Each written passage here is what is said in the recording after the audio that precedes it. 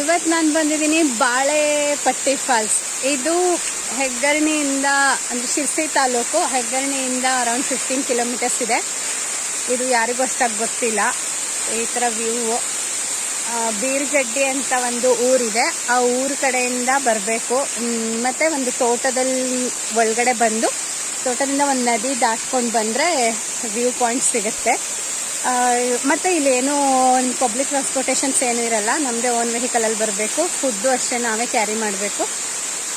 ಮತ್ತು ಜನಗಳು ಯಾರೂ ಜಾಸ್ತಿ ಇರಲ್ಲ, ತುಂಬ ಚೆನ್ನಾಗಿರುತ್ತೆ, ಆರಾಮಾಗಿ ಆಟ ಆಡ್ಬೋದು. ವ್ಯೂ ನೋಡಿ ತುಂಬ ಚೆನ್ನಾಗಿದೆ.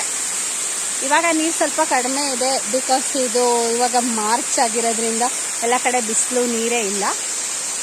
ನಾರ್ಮಲಿ ಗಣೇಶ ಹಬ್ಬ ಮುಗಿದಾಗ ಬಂದರೆ ನೀರು ತುಂಬ ಚೆನ್ನಾಗಿರುತ್ತೆ. ಅರೌಂಡ್ ಆಗಸ್ಟಲ್ಲಿ ಬಂದರೆ ತುಂಬ ಚೆನ್ನಾಗಿ ಎಂಜಾಯ್ ಮಾಡ್ಬೋದು. ಓಕೆ, ಸಿಗೋಣ, ಬಾಯ್ ಬಾಯ್.